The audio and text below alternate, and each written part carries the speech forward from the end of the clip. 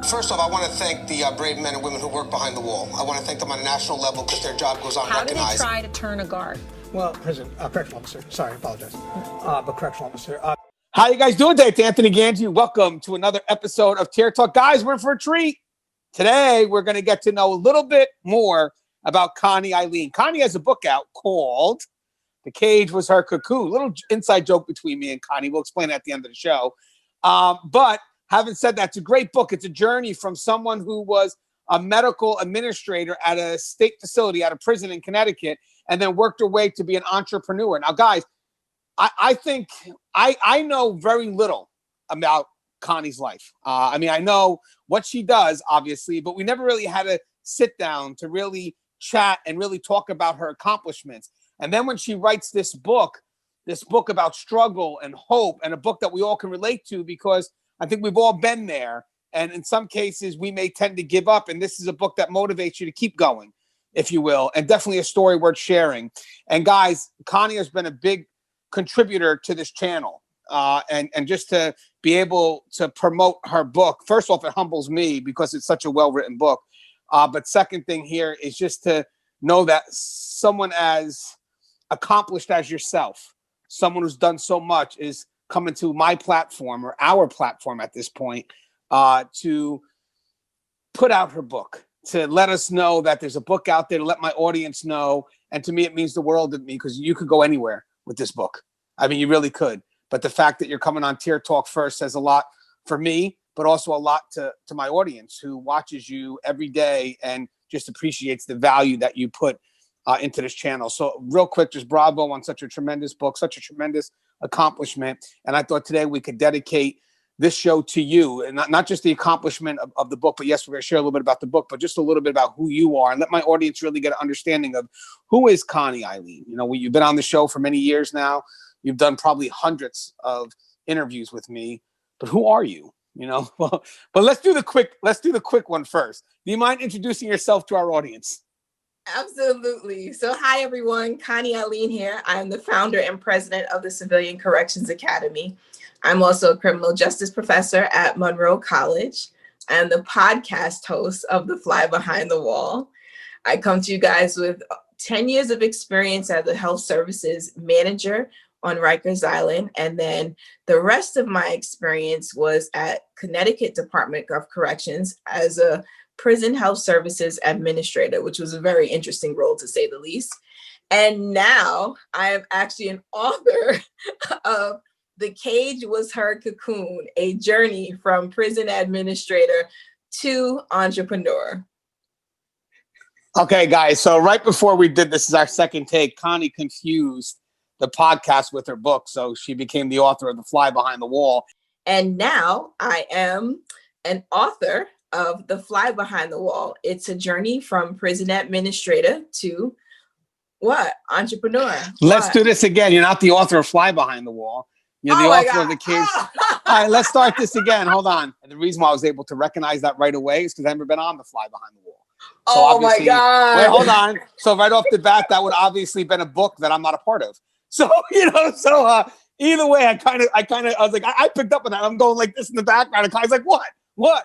I said, Connie, the book was The Cage Was Her Cocoon. Oh yeah, that's right. Well, yeah, it is right, Connie. You wrote it, you know.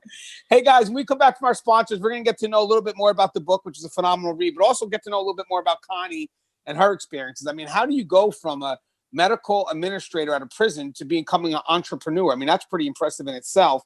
And I think it's something that the audience would love to hear. Definitely a story that we want to listen to. So, guys, if you haven't, the show Tier Talk, see you brave men and women that work in corrections. So please subscribe, interact, engage, comment, hit that bell. Bell's going to notify you every time I post a video. We're going to go to our sponsor. When we come back, let's talk with the author from The Cage Was Her Cocoon.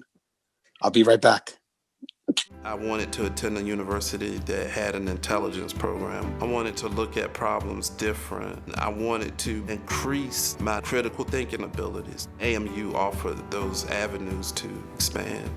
Obtaining your degree as an adult, you're actually paying yourself and investing in yourself. You can't put a dollar on it, it's priceless. It's something that can never be taken away from you. American Military University. Learn from the leader.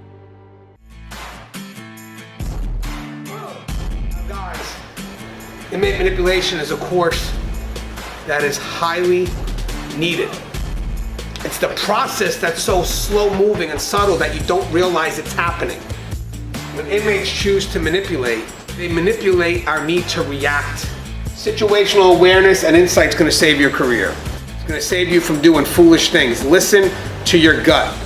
So the more insight we have, the more we can recognize what isn't so overt, and we can correct our behavior before we fall into a trap that we can't get out of. If you allow an inmate to pull you out of your prescribed role, you are opening up a door for a host of problems.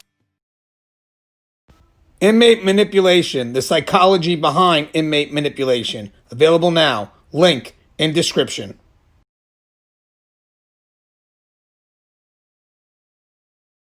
All right, guys, I'm back. I don't know if you guys saw the seductive outro there. I was trying to be seductive, but look at my face.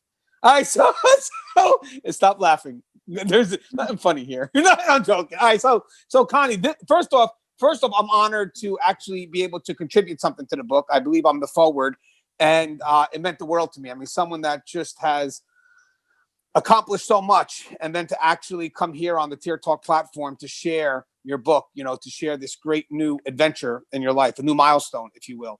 But one thing I would like to ask is, what motivated you to write this book? What were you thinking when you said, okay, you know what, this is a book I have to get out in the market? So the first thing I was thinking is that I am someone who worked in corrections for a long time. And, I kind of struggled at a point in my career deciding, like, what do I want to do next? Do I want to continue moving up? And, the slots at the top are few and far between, right? And so how much are you going to fight to get there? How much more positioning? How much more schooling? How much are you going to do to get to that space? Or do you just want to create a path for yourself? And I think I kind of struggled with, is there a path for me? Is there some place where I can take all the skills I acquired from working in corrections and use it someplace else in a way that's still meaningful for me and in a way that add value to the others that I want to serve? Now, when you wrote this, and before we break down what the book's about, who was your target audience? So my target audience are folks in corrections. I want people to know that, yes, corrections is kind of in the shadows sometimes. And, we are forgotten, and we are those who don't necessarily receive the recognition for the sacrifices that we make for the industry and for the population. And I just wanted people to know that there's ways that you can position yourself to still do meaningful things once you've left the profession. And I actually think right now we're in need of a success story, something positive that comes from behind the wall, something that says, I can do it, a motivator, if you will. I mean, we just did a show recently about proper motivation. So sometimes reading a good book about the success of someone who, worked behind the wall, was able to do something successful, even if it's just the accomplishment of writing a book, which is a great achievement in itself, is definitely something we need to share because it should motivate people. Now, I know your story documents from you, well, it's pretty much a story of your life, but definitely documents you as a prison health administrator, if you will. I don't know. What's the exact title for that? So it was a health services administrator 2 was the last one, the official title, agency title. Right. So a health service provider administrator, right? Or a health service administrator. Health services administrator. Okay. So a health services administrator for a state prison, all the way to an entrepreneur.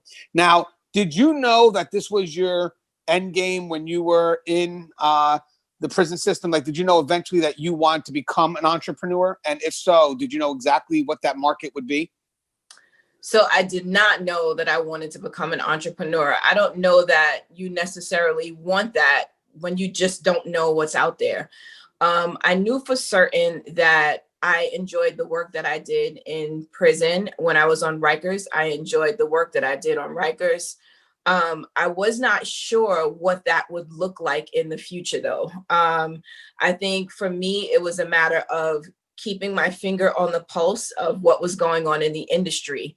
So when I was on Rikers, although I started out doing discharge planning, there was some evolution, of what the requirements would be in order for me to continue working in my role. And as things started to evolve, I decided to go back to school and get a master's, because that ultimately that was the requirement for you to provide services, and people lost jobs because they didn't have one. So I think it's this constant, what's going on in the market, like what's happening in our industry, and what do I need to do to make sure I'm on steady ground. That was certainly the first thing that I started seeing changing, from as far as being a service provider in corrections. And then I think over time, like I'd gone back to school. So I'd gotten a master's in public health. And I thought, well, the prison is a great place for me to see all aspects of public health, the different demographics, and be able to work with them. But then after I finished there and I end up transitioning into Connecticut system, the system was a little more bureaucratic, so having the health side was great, because that positioned me for stepping into this health services administration role at a higher level. But it wasn't quite enough to give me, I guess, the leverage that I needed to really be positioned in the role. So I decided to go back and get an executive MBA. And so that gave me the business side of things. Okay, so we know how to work prison.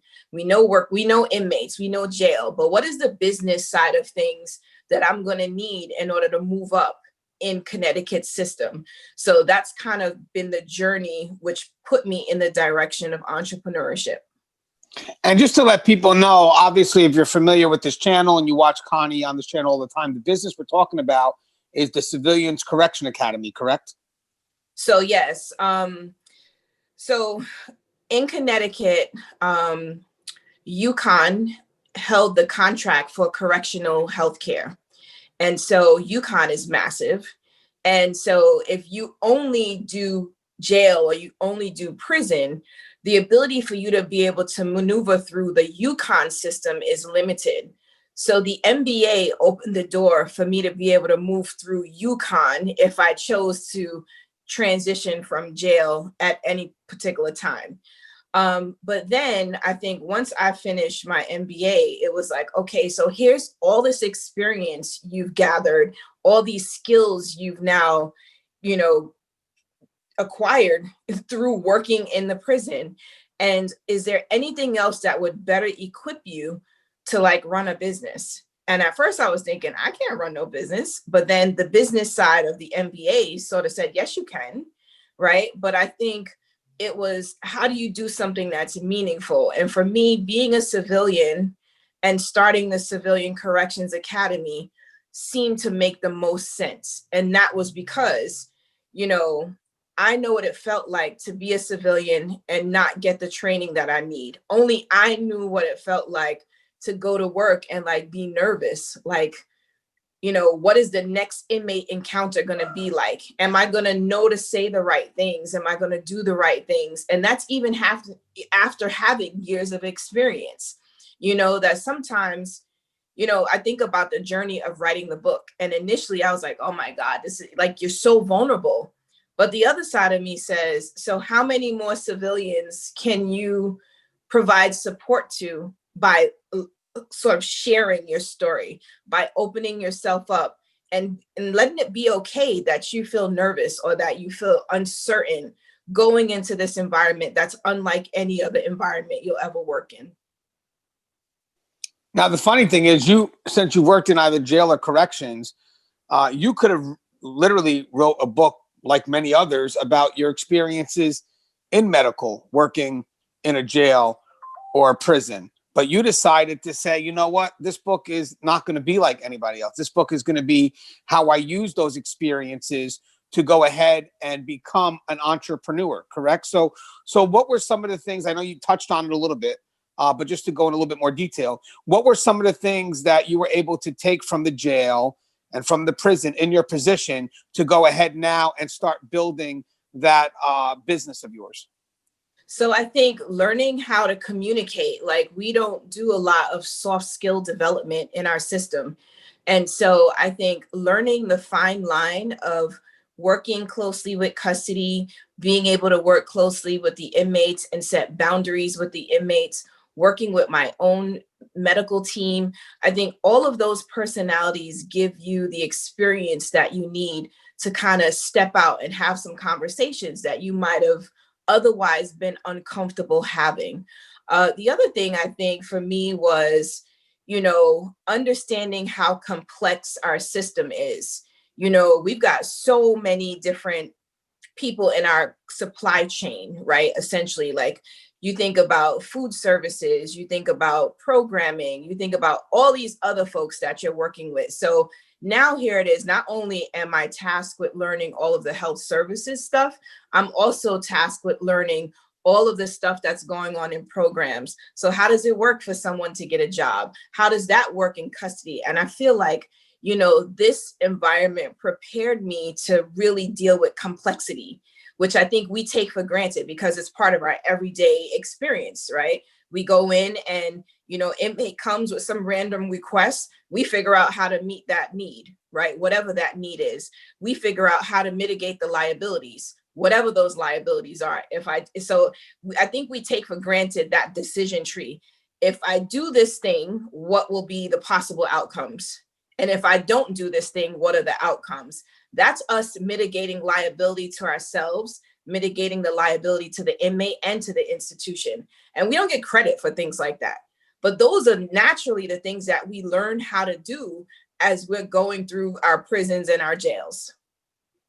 Right. And also, this is a business that you're connected to because this was you not knowing. This was you in the same position of people that are going to need what you're putting together. Now, across the journey, I believe it's also mentioned in the book that you've kind of had some hiccups along the way, which would probably make most people quit, but you had a deep motivation. I like to call it that internal why. I took that from Simon Sinek. I think his book is a great book about the eternal why. These are the things that motivate us past the hiccups because it's a need as opposed to a want.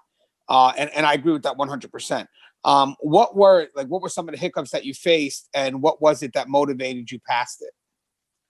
So one significant hiccup was, in New York is a melting pot, right?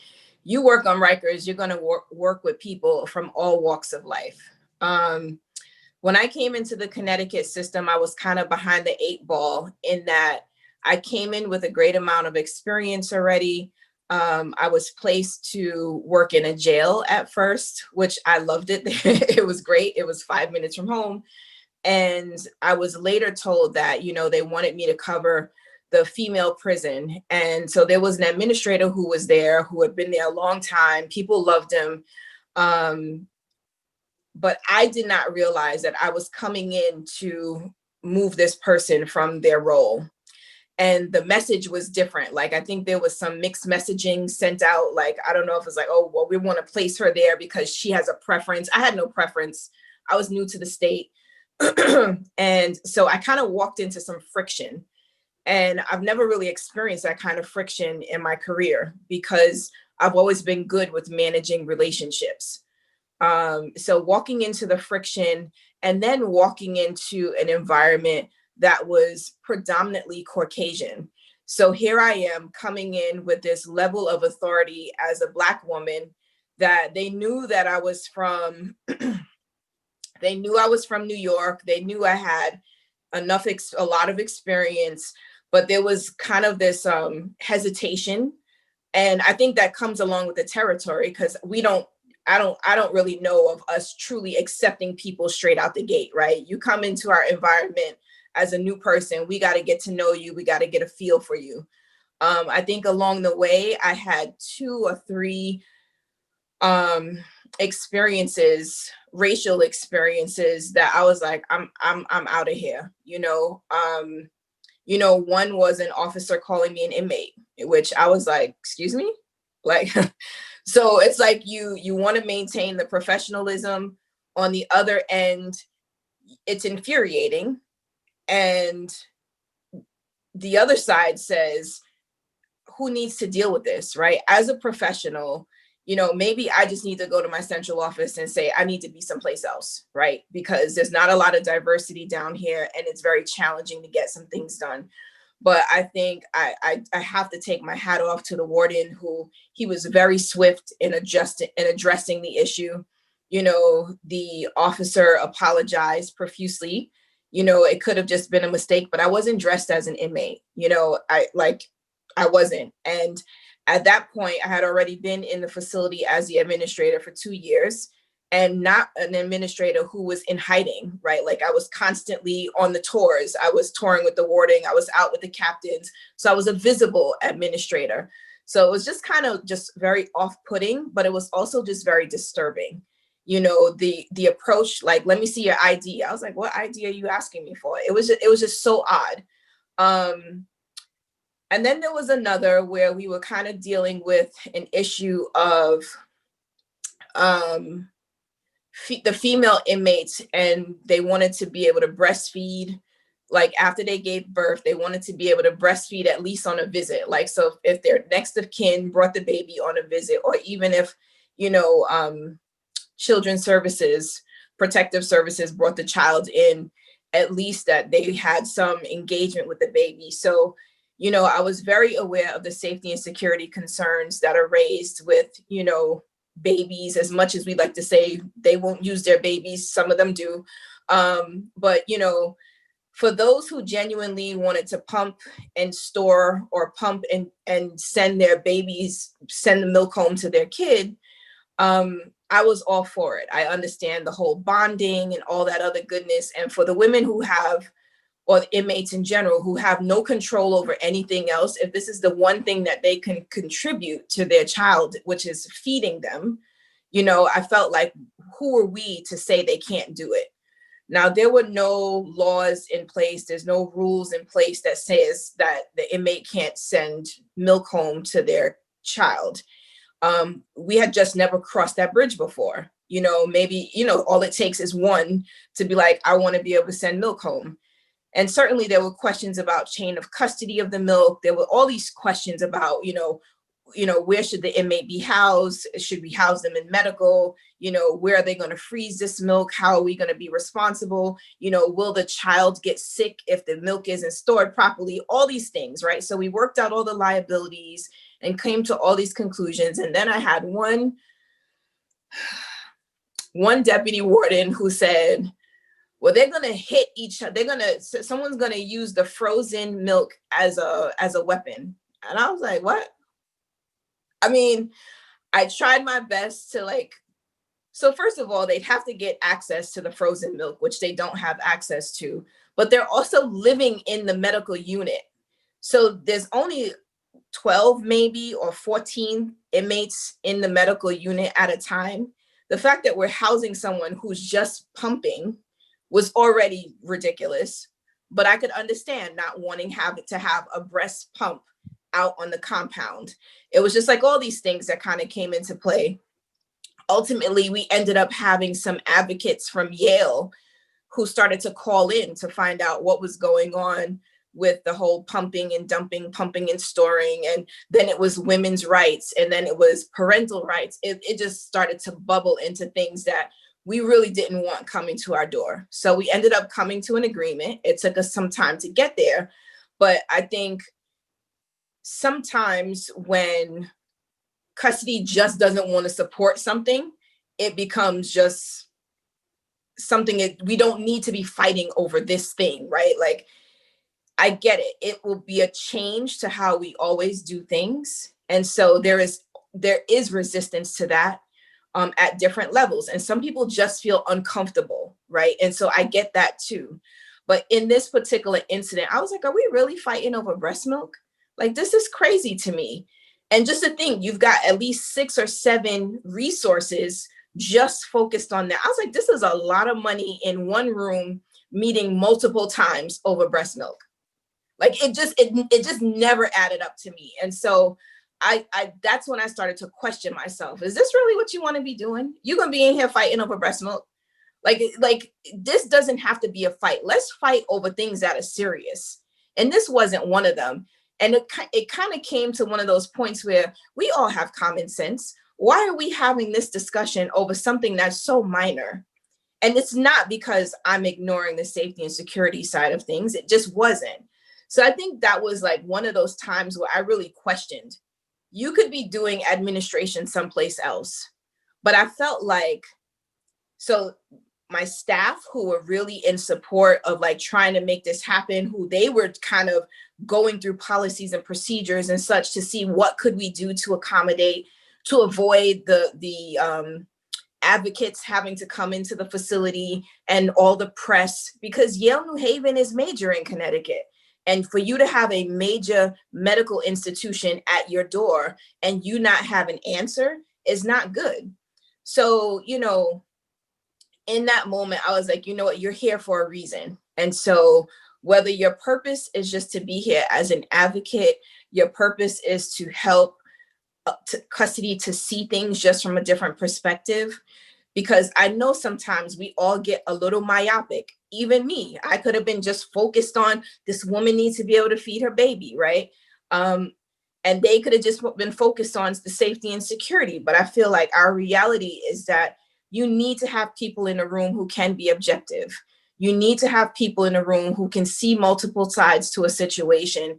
And as much as I was like, you know what, I'm out of here, the other side of me says, but you're one of those people who can be objective. You're one of those people who have a great relationship with the warden, who have a great relationship with the custody staff here, who can actually have a conversation and it not turn into something that's confrontational, right? And it not impact our working relationship down the line. So there's always gonna be, I think, hiccups along the way that kind of make you think like, is this really where I'm supposed to be? Is this really what I'm supposed to be doing? Could I be adding value someplace else? Or does it just not matter? And for me, it mattered. Yeah, I think when it comes to corrections, anytime you're going to pioneer something, you need to bring people to the table that are objective, that maybe want to see it work, and not come in with that resistance right away. And sometimes we find ourselves doing that. Like custody is so, it's safety and security, but that's us. You know, we're forced to think on that universal precaution, and sometimes it's hard for us to see past that.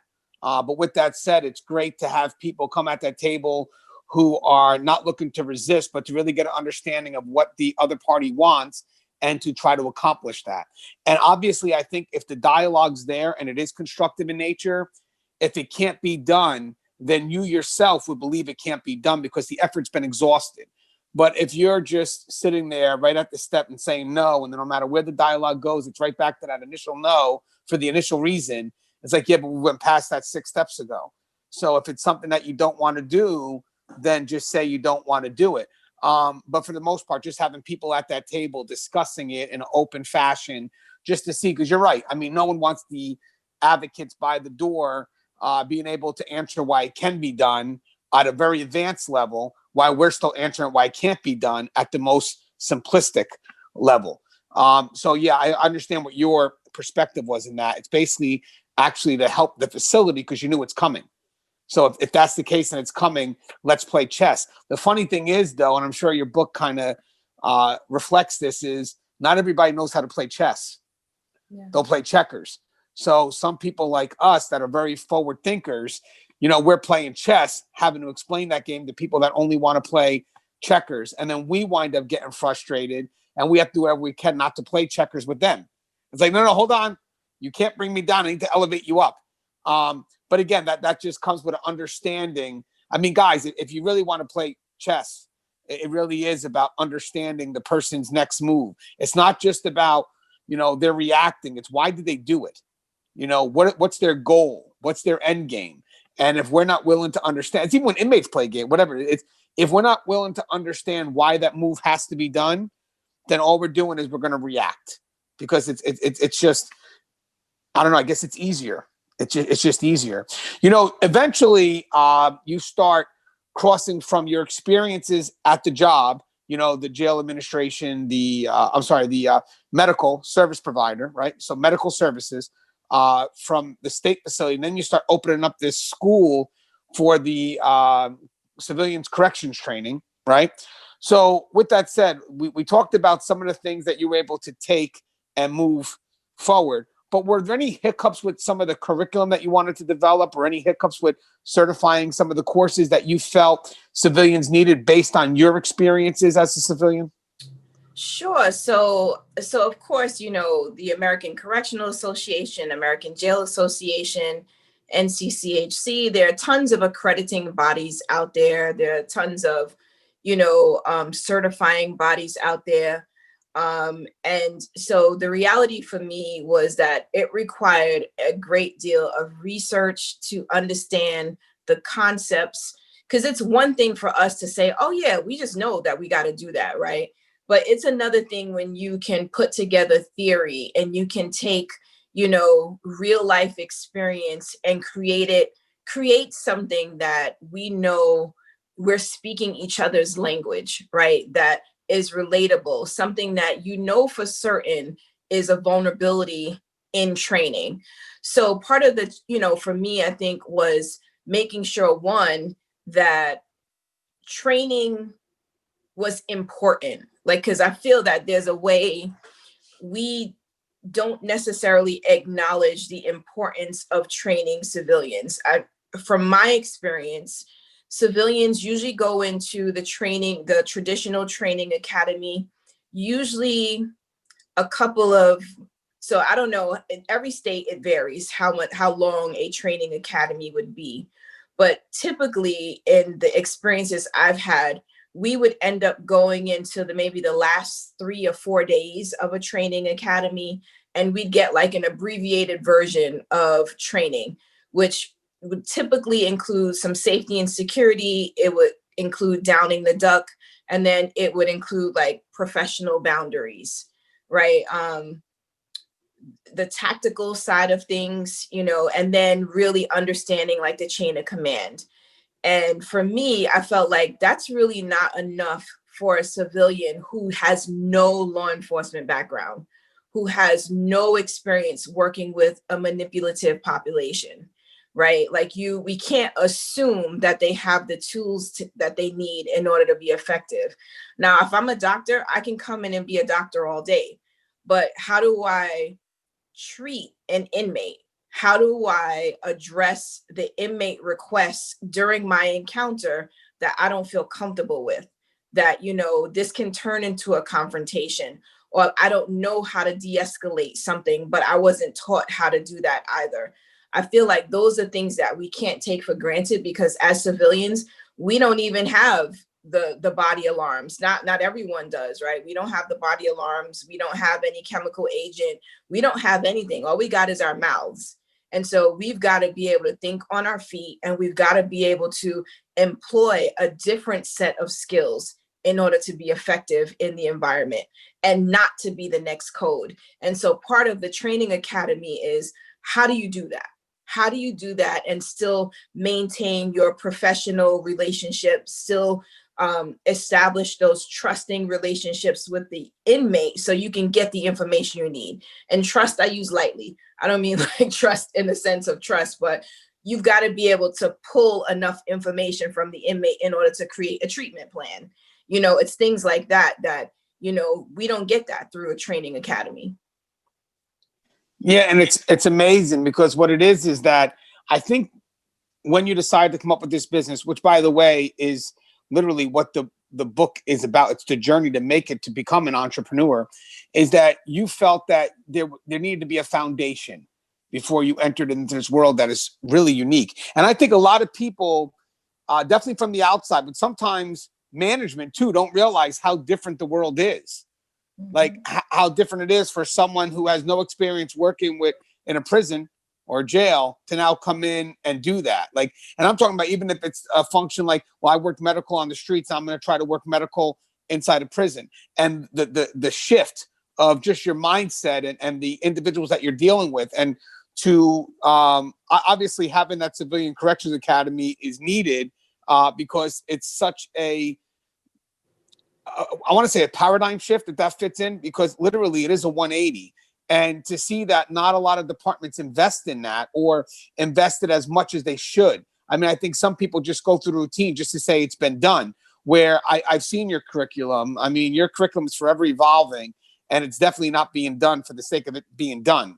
It's being done because we have to take it, and it's being done because it's crafted based on the needs of the people that need to take it, both as groups, because we do address groups, but also as individuals. Everybody has their own personal vulnerabilities, and also coming in representing certain departments, we could have a level of vulnerability, especially most civilians who enter in the helping role, the prescribed role. That itself presents a level of vulnerability on top of whatever the individual has to add on to that. So, so to be able to craft what you've crafted is definitely something that goes way beyond the textbook. It's literally you living it and saying, this is what needs to be done because I know it, because I've been through it. And I think that when you decide to, in your book, when you detail, which I'm pretty sure you do, I got a chance to speed through most of it. But obviously, all jokes aside, I do know a lot of what you've accomplished. At the very beginning, we kind of said a little banter back and forth, but obviously I'm very aware of your successes, including your podcast, which I think I'm done with every episode. I haven't found myself in one. I kind of binge watched them. I can't tell you where or when I binge watched them, because but when and where I was binge watching them, because I think I was texting you, hey, I just saw this, I just saw that. And just the information there was very informative. But having said that, your book is pretty much, I want to say it's also a success story for the understanding of what this profession is to a civilian. I think a lot of times people don't realize a civilian's perspective in this profession. And then when we first met, and I saw that you had created the Civilians Correction Academy, it's so funny because to me, it's so simplistic in need, yet why wasn't it done? Like why are we waiting until today or whatever it is? Like here comes Connie with this great idea. And I'm thinking like, wow, it's original too. Like, what's funny, because you think that we all know they need it. Just like, don't forget, we can use a lot of training for custody, a lot more training as well. But with that said, we know that the civilians could get more. The visitors, the volunteers, I meant to say, the civilian departments. But sometimes it's not being done. So here you are, you live it, and you said, hey, there's a gap here. Let's go ahead and fill this gap. And I think the reason why it hit me was because maybe I didn't think about it because I never lived it. I never felt it. But then here I am doing the same thing. Like, I created a course, I have a book coming out on inmate manipulation. And people may say, well, Gangi, that could have been done by everyone, but it hasn't. Yep. It's just, I've lived it and I've created this thing, and it's because it's through my own experiences. And I think part of your book also kind of explains why it's needed. This is your experiences, and this is what relates to you becoming an entrepreneur, because they're all connected. If you didn't, obviously, if you didn't have the experiences in the jails and the prisons, then you wouldn't have this type of business. And I think it's the jails and the prisons that motivated you to get that business degree, and then to go ahead and give back to the system. Because, again, before we come to a close, I'm sure that you've worked with many people who either could have been your peer or maybe worked for you, who you thought that they were in need of just a little bit more training. And there goes another motivator for Connie. So it's not just about what I need, but how come the people that are actually working for me don't understand this? But instead of you trying to judge them, here's what you do. You internalize it as, what could I do to make it better? And that becomes a motivator, where most people in your shoes would look to judge and kind of push on the individual. But then you like, well, wait a second, let me look at myself first. What is it that I could have done or we could have done better? And boom, now we had the Civilians Correction Academy. Am I spot on with that analysis, or? Absolutely, because really where it came from is that I was doing a lot of the orientation. And so when you go through and you orient new staff to the environment, like even as going through do the walkthroughs, right? They just come in. So here's what this is your workstation, blah, blah, blah. All of that stuff is surface. I mean, at the very least, the amount of, I think, support that a new civilian or a civilian in corrections need is not being given through an orientation process. And is certainly not being given through other avenues. Are there ways to recertify and to go and get, continuing education units? Absolutely. But, the reality is that what you really need to be successful, we aren't getting that. And so each time I had to walk a civilian out because they did something inappropriately, they didn't know that they weren't supposed to do that. We know that our environment is unforgiving in that way. Like, you mess up, you broke the rule, that's what it is. Not all civilians are in a union space. And so if you don't have the union to actually go through that kind of due process, you can get let go. And that's just the reality. For me, it was like, how do I help? How do I help more civilians to really have a successful career? As much as corrections was challenging, I enjoy the work that I do. Yeah, I'm going to tell you something, guys, before we come to a close. The book is called The Cage Was Her Cocoon. It's available for pre-order. I have the link in the description here. It's a great read. Again, it's just, besides it being a success story, it does talk about the struggles, but it also gives us a perspective that we don't normally get. The perspective of a healthcare provider in a correctional facility who then went ahead and took her experience to create something wonderful to give back to the profession. I mean, how many people do we know who, if they do become a success, go back and help out those that they could have left behind? And that's in itself is a great story. But again, guys, it's a great read. I believe the book officially comes out October 30th. And if you are one of the first few buyers, I believe for $25, you can get an autographed copy. I agree. And also, I'll be giving some of those books away. I bought a few myself, and I will have a list of the winners. Once the books come out October 30th, Connie will give me the heads up, and I will go ahead and announce who is going to receive the books. I already have the 10 people in play already. But guys, if you get a chance, it's definitely a good book to read. And if you know somebody that's in the medical profession in corrections, give them the book. If you know somebody who's not in the profession, let them read the book.